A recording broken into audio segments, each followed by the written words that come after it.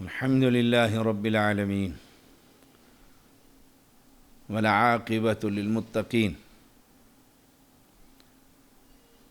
والصلاة والسلام على سيد الأنبياء والمرسلين أما بعد تفسیر القرآن الکریم سورۃ البقرہ آیت نمبر 174 اعوذ باللہ من الشیطان الرجیم ان الذين يكتمون ما انزل الله من الكتاب ويشترون به ثمنا قليلا اولئك ما يأكلون في بطونهم الا النار ولا يكلمهم الله يوم القيامة ولا يزكيهم وَلَهُمْ عَذَابٌ أَلِيمٌ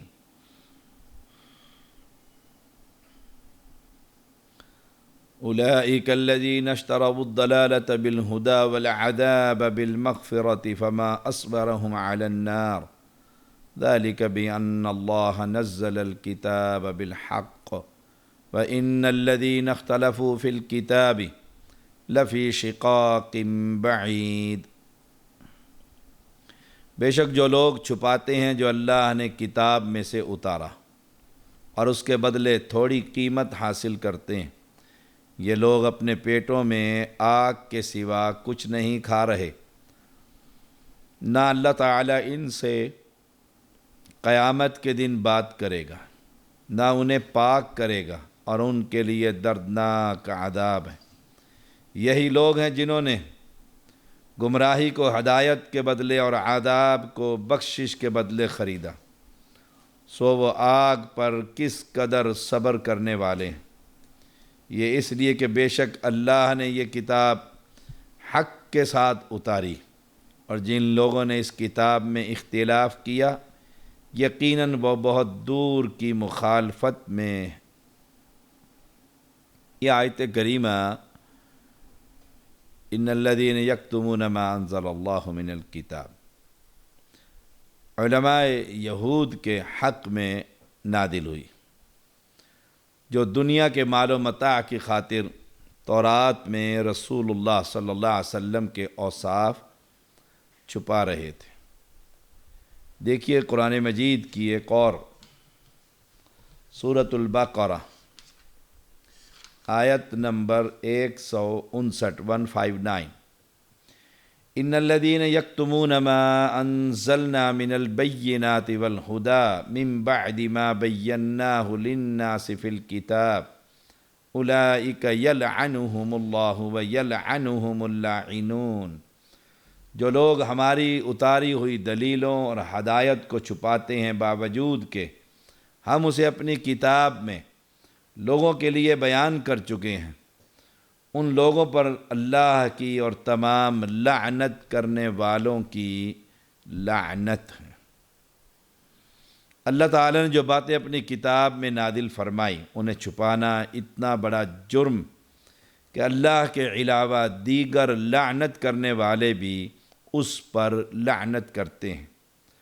رسول اللہ صلی اللہ علیہ وسلم کا فرمان ہے من سئل عن علم فکتمہ الجم یوم القیامت بلجام من نار، ابو داؤد کی حدیث۔ جس سے کوئی ایسی بات پوچھی گئی جس کا اس کو علم تھا، اس نے اسے چھپایا تو قیامت والے دن آگ کی لگام اس کے منہ میں دی جائے گی۔ اب مکہ کے مشرکین رسول اللہ صلی اللہ علیہ وسلم کے بارے میں اہل کتاب کو اہل علم سمجھتے ہوئے تم صاحب کتاب ہو، بتاؤ یہ سچا نبی ہے، تو وہ ظالم چھپا لیتے تھے، کہتے تھے کہ نہیں، ہماری کتاب میں اس کا کوئی ذکر نہیں، حالانکہ اس سے قبل وہ اللہ تعالیٰ سے دعا مانگا کرتے تھے کہ وہ نبی بھیج۔ اور اب گو یہ آیت کریمہ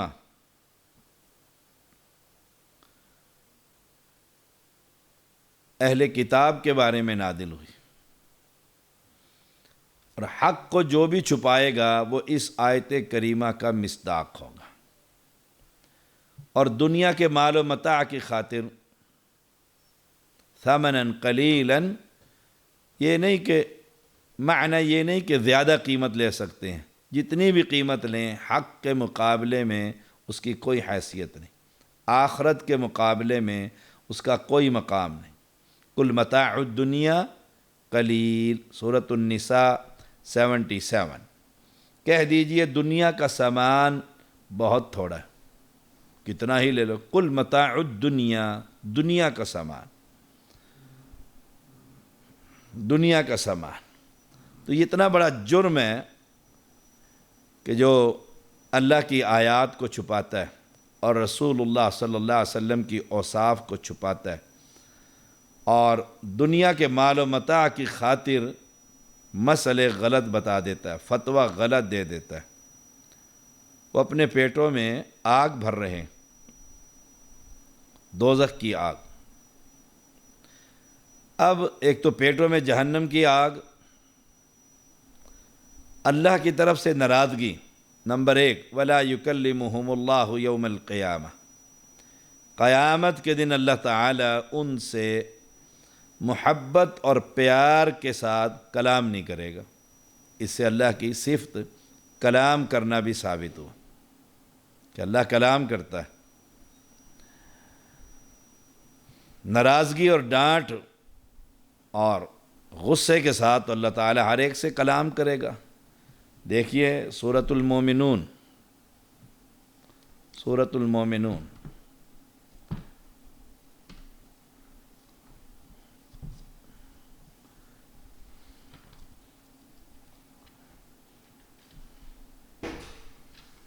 آیت نمبر، سورۃ المومنون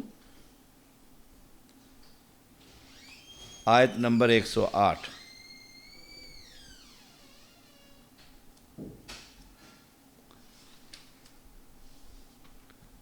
اللہ کریم ناراضگی کے ساتھ گفتگو کر رہا ہے، اور یہ بڑی سخت وعید ہے، بڑی سخت وعید ہے۔ قال اخسؤوا فیہا ولا تکلمون، اللہ تعالیٰ فرمائے گا پھٹکارے ہوئے یہیں پڑے رہو اور مجھ سے کلام تک نہ کرو۔ دیکھیے سبحان اللہ، مجھ سے کلام تک نہ کرو۔ تو ولا یکلمہم اللہ یوم القیامہ، قیامت کے دن اللہ تعالی محبت اور پیار اور شفقت اس کے ساتھ بات نہ کرے گا ان لوگوں سے جو شریعت کو چھپاتے ہیں، جو شریعت کو چھپاتے ہیں۔ ولا یزکیہم، اور نہ انہیں پاک کرے گا۔ جب اللہ تعالیٰ کلام بھی نہ کرے، پاک بھی نہ کرے، تو پھر جائیں گے کہاں؟ یہود و نصارہ کا حق کو چھپانا، رسول اللہ صلی اللہ علیہ وسلم کی صفات کو چھپانا اور بیان نہ کرنا اور قبول نہ کرنا اور دنیا کا مال و متاع لے لینا، اس پر اللہ تعالیٰ کا ان سے کلام نہ کرنا اور پاک نہ کرنا اور دردناک عذاب۔ یہ من الکتاب، جو الکتاب ہے، کتاب سے مراد تورات بھی ہو سکتی اور قرآن مقدس بھی، دونوں مراد ہو سکتے ہیں۔ تورات سے اگر کتاب سے مراد تورات ہے تو تورات میں اللہ تعالیٰ نے رسول اللہ صلی اللہ علیہ وسلم کی صفات نازل فرمائی، حق کے ساتھ نازل فرمایا، اور جن لوگوں نے اس کتاب میں اختلاف کیا، تحریف کی، بعض کو مانا بعض کو نہ مانا، تو وہ دور کی گمراہی میں جا پڑے، دور کی گمراہی میں جا پڑے۔ وَلَهُمْ عَذَابٌ عَلِيمٌ۔ اب یہ لوگ ہیں أُولَئِكَ الَّذِينَ اشْتَرَوُا الضَّلَالَةَ بِالْهُدَى وَالْعَذَابَ بِالْمَغْفِرَةِ، گمراہی کو ہدایت کے بدلے اور عذاب کو بخشش کے بدلے خریدا انہوں نے۔ دیکھیے فما اصبرهم علی النار، ایک اور مقام پر کیسے یہ صبر کریں گے آگ پر جب دوزخ میں ڈال دیا جائے گا۔ ہدایت تو ان تک پہنچ گئی تھی، رسول اللہ صلی اللہ علیہ وسلم، قرآن مقدس اور مغفرت اور رحمت، لیکن انہوں نے قبول نہیں کیا اس کو۔ تو فرمایا اللہ تعالی نے فما اصبرهم علی النار، آگ پر کس قدر یہ صبر کرنے والے، اللہ اکبر، کس قدر یہ صبر کرنے والے۔ ذالک بان اللہ نزل الکتاب بالحق، اللہ نے یہ کتاب حق کے ساتھ اتاری۔ اب جن لوگوں نے اس کتاب میں اختلاف کیا، قرآن مقدس میں بھی اور تورات، دونوں مراد ہو سکتے ہیں، جیسا کہ ابن سیاد نے نبی اکرم صلی اللہ علیہ وسلم سے کہا تھا کہ یہ تو امی لوگوں کے لیے، عرب کے لوگوں کے لیے، صحیح بخاری میں 1354۔ تو یہ بہت دور کی مخالفت میں پڑے ہوئے، قرآن کو نہ ماننا مخالفت کی وجہ سے، ورنہ ان کی کتابوں کے اندر سب کچھ موجود ہے۔ آئیے ابھی ان آیات کو اپنے معاشرے میں دیکھیے، جو حق کو چھپاتے ہیں، حق کو چھپاتے ہیں۔ مسئلہ جا کر پوچھا جائے تو کہہ دیتے ہیں ہمیں حدیث کی ضرورت نہیں، ہمارے لیے امام حنیفہ رحمۃ اللہ علیہ کا قول ہی کافی ہے، کتاب و سنت سے انہیں دور کرتے ہیں۔ یا انہیں کہا جائے صحیح بخاری میں رفع الیدین کی احادیث ہیں، سبحان اللہ، سینے پر ہاتھ باندھنا یہ رسول اللہ صلی اللہ علیہ وسلم کی حدیث سے ثابت ہے، امام کے پیچھے سورہ فاتحہ پڑھنا رسول صلی اللہ علیہ وسلم کی حدیث سے ثابت ہے۔ اب وہ مسئلے کو چھپا دیتے ہیں۔ کل ہی کی بات ہے، سندھ سے ایک شخص کا فون آیا، اس نے مسئلے پوچھے، میں نے کتاب و سنت سے مسئلے بتائے، اس نے اپنے مفتی کو سامنے پیش کر دی، اس نے گالیوں کا انبار لگا دیا میسیج پر، سبحان اللہ۔ یہ وہ لوگ ہیں جنہیں کتاب و سنت کا مسئلہ پوچھنے سے تکلیف ہوتی، کیونکہ امام صاحب نے شامی میں یہ لکھا ہے، ہدایہ نے یہ کہا ہے، قدوری کے اندر یہ آیا، بڑے خوش ہوتے۔ اگر کہ حدیث میں آیا تمہیں حدیث کی کیا ضرورت ہے، صاف انکار کر دیں۔ یہ وہ لوگ ہیں جو معلومات کی خاطر مسئلے کو چھپا کر اور فتوے بھی دے دیتے، حلالہ سینٹر ان کے بنے ہوئے، کرائے کے سانڈ انہوں نے پالے ہوئے، ان کو پیٹوں میں جہنم کی آگ، اور رب ان سے کلام نہ کرے گا قیامت کے دن، نہ انہیں پاک کرے گا اور دردناک عذاب دے گا۔ یہی وہ جماعت ہے جو قرآن و سنت کے مقابلے میں اپنے اپنے امام کی فقہ کو لا کر قرآن و سنت کے مسئلے کو چھپا دیتی ہے، کیونکہ قرآن مجید میں ایسے آیا، حدیث میں ایسے لوگ بیان کرتے ہیں کہ تمہیں کیا ضرورت ہے حدیث اور قرآن کی، تمہیں کوئی ضرورت نہیں، تمہیں امام کی فقہ ہی کافی ہے۔ یہی وہ لوگ ہیں جنہوں نے ہدایت کو، یہی وہ لوگ ہیں جنہوں نے گمراہی کو ہدایت کے بدلے خریدا اور عذاب کو مغفرت کے بدلے خریدا۔ آگ پر، جہنم کی آگ میں یہ کیسے صبر کریں گے؟ اللہ تعالیٰ نے تو حق کے ساتھ قرآن نازل فرمایا، رسول اللہ صلی اللہ علیہ وسلم کی احادیث نازل فرمائی۔ اب جن لوگوں نے اس کتاب اللہ میں اختلاف کیا، پیغمبر کی حدیث میں اختلاف کیا، شریعت میں اختلاف کیا کہ نہیں ہمیں نہ قرآن کی ضرورت ہے نہ ہمیں حدیث کی ضرورت ہے، ہمیں تو اپنا امام ہی کافی ہے، تو فرمایا لفی شقاق بعید، دور کی گمراہی میں پڑے ہوئے ہیں، دور کی مخالفت کے اندر یہ لوگ پڑے ہوئے ہیں۔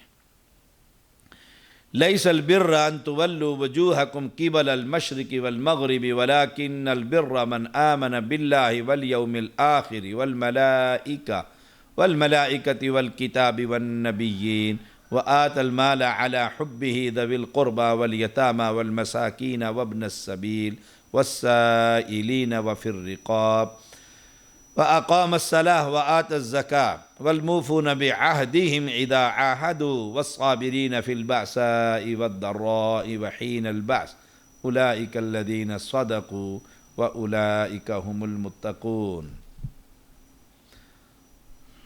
نیکی یہ نہیں کہ تم اپنے منہ مشرق اور مغرب کی طرف پھیرو، اور لیکن اصل نیکی اس کی یہ ہے جو اللہ اور یوم آخرت اور فرشتوں اور کتاب اور نبیوں پر ایمان لائے اور مال دے اس کی محبت کے باوجود قرابت داروں، یتیموں، مسکینوں، مسافر، مانگنے والوں، گردنیں چھڑانے میں، نماز قائم کرے اور زکوٰۃ دے، اور جو اپنا عہد پورا کرنے والے ہیں جب عہد کریں، اور جو خصوصاً تنگی اور تکلیف اور لڑائی کے وقت صبر کرنے والے، یہی لوگ ہیں جنہوں نے سچ کہا اور یہی متقی۔ مسلمانوں کو جب پہلے بیت المقدس اور پھر بیت اللہ کی طرف منہ کرنے کا حکم دیا گیا تو بعض اہل کتاب اور بعض مسلمانوں پر یہ بڑا شاق گزرا کہ ہم نے اتنی نمازیں وہاں پڑھی، ان کا کیا بنے گا؟ اللہ تعالیٰ نے اس کی یہ حکمت بیان فرمائی۔ اصل مقصد اللہ کی اطاعت ہے، اس کے احکام کی فرما برداری ہے۔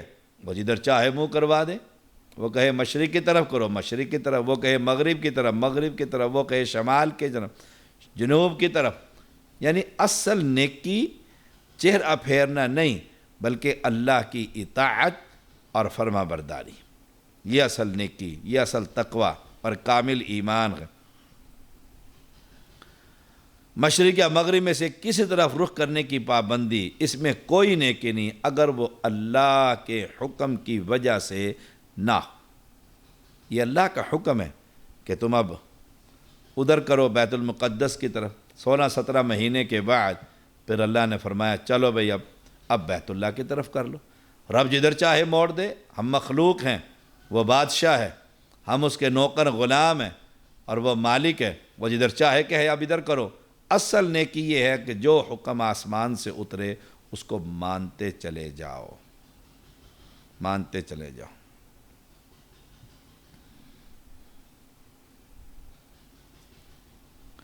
مال کی محبت فرمایا وَلَكِنَّ الْبِرَّ مَنْ آمَنَ بِاللَّهِ وَالْيَوْمِ الْآخِرِ وَالْمَلَائِكَةِ وَالْكِتَابِ وَالنَّبِيِّينَ۔ نیکی کیا ہے؟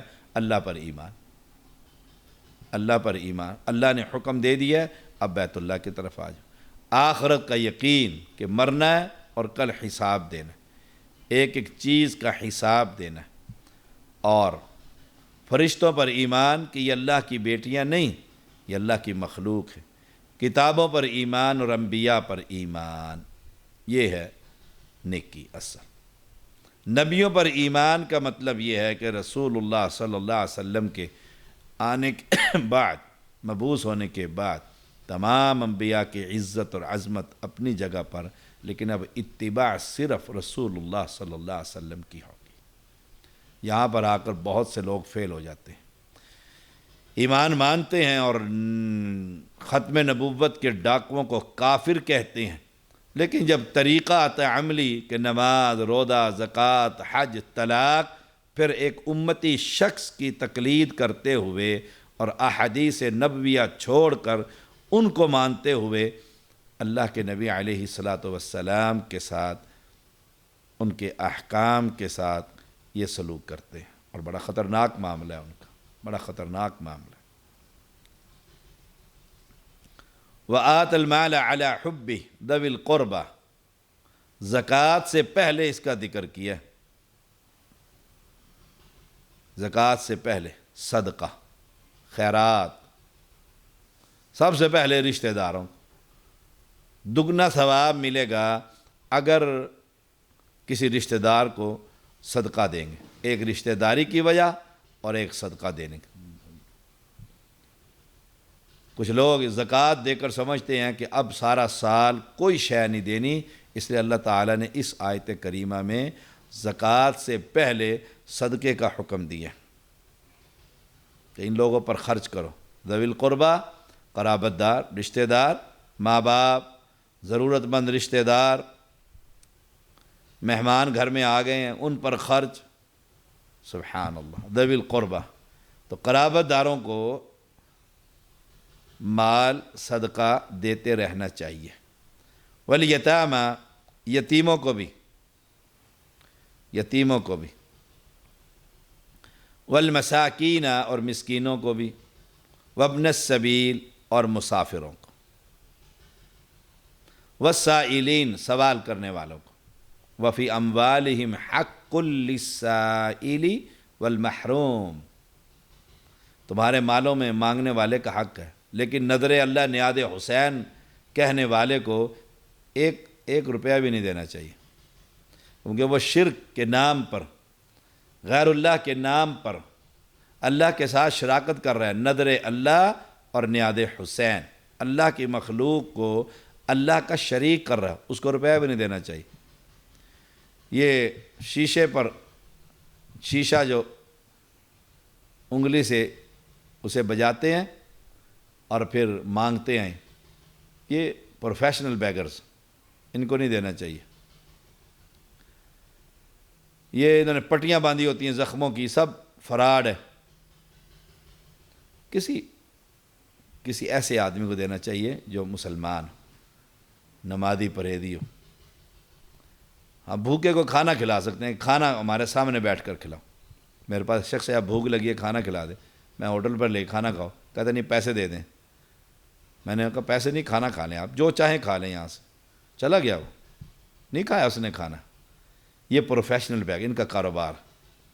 ایک شخص کو مجھ سے مانگنے لگا، میں نے کہا یہ سامان اٹھاؤ اور وہاں سامنے رکھ دو۔ کہنے لگا جی جب بغیر اٹھائے مجھے مل رہے ہیں تو میں کیوں مزدوری کروں؟ ان لوگوں کو نہیں دینا چاہیے، ان لوگوں کو۔ اور زکوٰۃ قطعاً نہیں دینی چاہیے۔ وفی الرقاب، اور قیدیوں کو آزاد کرانے، دیت کا مسئلہ ہو، جیل میں پھنسے ہوئے موحدین کی جماعت ہو، انہیں آزاد کرانے کے لیے صدقہ دینا چاہیے۔ وَأَقَامَ الصَّلَاةَ، اور نماز کو قائم کرنا چاہیے۔ وَآتَى الزَّكَاةَ، اب زکوٰۃ کا ذکر ہے، اب زکوٰۃ کا ذکر ہے کہ زکوٰۃ ادا کرنی چاہیے۔ اور زکوٰۃ جو ہے سورۃ توبہ کے اندر زکوٰۃ کا ذکر ہے، سورۃ توبہ آیت نمبر 60، دیکھیے اس کے تحت زکوٰۃ ادا کرنا چاہیے۔ بلائنڈ مین بن کر زکوٰۃ نہیں دینی چاہیے۔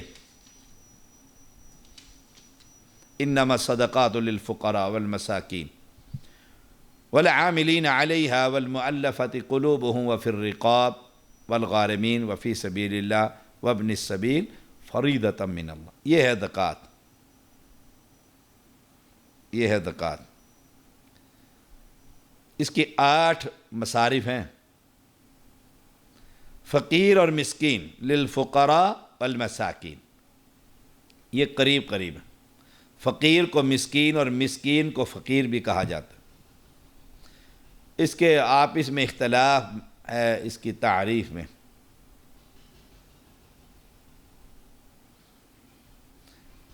اپنی حاجات اور ضروریات کو پورا کرنے سے محروم ہو، ان کو فقیر اور مسکین کہا جاتا ہے۔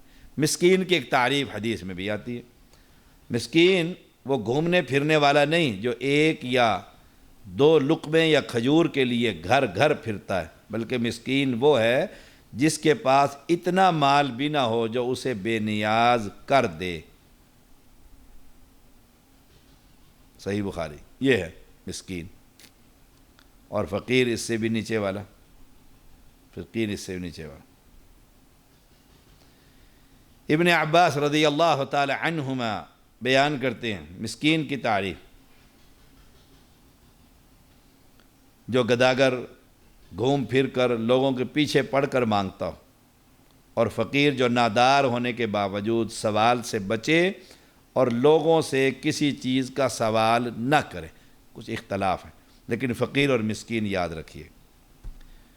والعاملین علیہا، عاملین سے مراد حکومت کے وہ اہلکار، وہ لوگ جو زکوٰۃ کی وصولی میں گاؤں گاؤں پھرتے ہیں اور اس کے حساب اور کتاب کو سنبھالتے ہیں، وہ ہیں عامل۔ ان کو بھی زکوٰۃ دی جائے گی، ان کی تنخواہیں زکوٰۃ سے ادا کی جائیں گی۔ والمعلفۃ قلوبہم، یہ وہ کافر جو اسلام کی بات سنتا ہے، تھوڑا تھوڑا اسلام کی طرف لگتا ہے کہ مائل ہے، اور اس کی امداد کرنے پر یہ امید ہو کہ یہ مسلمان ہو جائے گا، اس کو زکوٰۃ دی جائے گی۔ اور دوسرے وہ مؤلفۃ قلوبہم میں آئیں گے، جو مؤلفۃ القلوب میں جو نئے نئے مسلمان ہوئے، نئے مسلمان، تاکہ اسلام پر مضبوط اور ان کی ضروریات بھی پوری ہو جائیں گے۔ تیسرے وہ افراد بھی آتے ہیں تالیف قلب میں، جن کو امداد دینے کی صورت میں کہ وہ اپنے علاقوں میں مسلمانوں پر حملہ آور نہیں ہوں گے، اور روکیں گے حملہ آور ہونے سے پہلے لوگوں کو، اپنے علاقے کے لوگوں کو منع کریں گے مسلمانوں پر حملہ نہیں کرنا، ان لوگوں کو بھی زکوٰۃ ادا کر دی جائے گی۔ جب ان میں یہ تھوڑی سی نرمی پیدا ہوگی تو انشاءاللہ اگلے لمحوں میں اسلام کے قریب بھی آ جائیں گے، مسلمان بھی ہو جائیں گے۔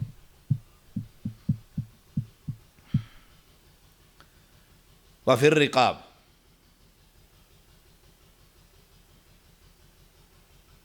وفی الرقاب، گردن چھڑانا۔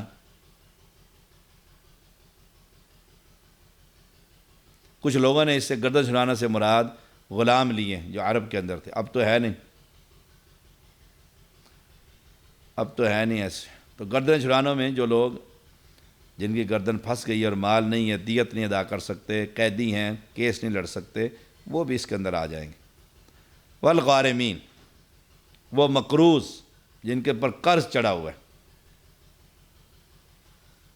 اور اپنے اہل و عیال کو پالنے کے لیے وہ پھنس گئے ہیں بیچارے، اور قرض لیتے رہے ہیں، اب قرض اتار نہیں سکتے، ان کو بھی زکوٰۃ دی جائے گی۔ اور ایسے لوگ بھی جنہوں نے کسی کی ضمانت دے دی ہے اور وہ بھاگ گیا بندہ، اور وہ پھنس گئے ہیں، اب اس صاحب ضمانت جس نے ضمانت دی تھی اس کی مدد کرنی بھی زکوٰۃ سے جائز ہے۔ یا ایسا شخص جس کی ساری فصل تباہ و برباد ہو گئی اور وہ مقروض ہو گیا، اس کو بھی زکوٰۃ دے دی جائے گی۔ وفی سبیل اللہ، وفی سبیل اللہ سے مراد جہاد، جنگی سامان، دعوت و تبلیغ، فی سبیل اللہ میں سارے کام آ جاتے ہیں۔ وابن السبیل، مسافر جو ہے جیب کٹ گئی ہے، پھنس گیا ہے، اور اب اس کے پاس کوئی شے نہیں، اب تو سوشل میڈیا کا دور ہے، اب تو فوراً ہی نیٹ کے ذریعے پیسے منگوائے جا سکتے ہیں، لیکن مسافر ایسا کہ جو پھنس گیا ہے، صاحب مال بھی ہے لیکن اب خالی ہاتھ ہے، تو اس کی زکوٰۃ سے مدد کر دی جائے گی۔ وَآتَ الزَّکَاةَ وَالْمُوفُونَ بِعَهْدِهِمْ اِذَا عَاهَدُوا، اور جو اپنا عہد پورا کرنے والے ہیں جب عہد کریں، یہ نیکی، یعنی وعدہ پورا کرنا چاہیے، عہد پورا کرنا چاہیے۔ اور جو لوگ والصابرین فی البأساء والضراء وحین الباس، جنگ میں، تنگی میں، مصیبت میں، پریشانی میں، لڑائی میں، وہ صبر کرنے والے، والصابرین، نیکی ہے۔ یتیموں کے بارے میں یاد رکھیں، یتیم وہ ہے جس کا والد فوت ہو جائے اور وہ بالغ نہ ہوا۔ رسول اللہ صلی اللہ علیہ وسلم نے فرمایا بلوغت کے بعد یتیمی نہیں، اب وہ یتیم نہیں کہلا سکتا، بالغ ہو گیا، فارغ ہو گیا، بالغ ہو گیا تو فارغ ہو گیا۔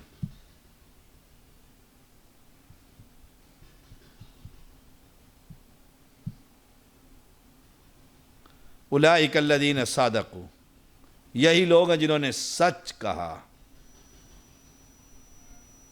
جنگ میں، تکلیف میں، مصیبت میں صبر بڑا مشکل ہوتا ہے. مریض واری سے لڑ پڑتا ہے، بے صبرا ہو جاتا ہے، تو اس وقت یہ صبر کا بڑا مقام ہے. یہی لوگ سچے ہیں اور یہی لوگ متقی ہیں. وآخر دعوانا الحمد للہ رب العالمین.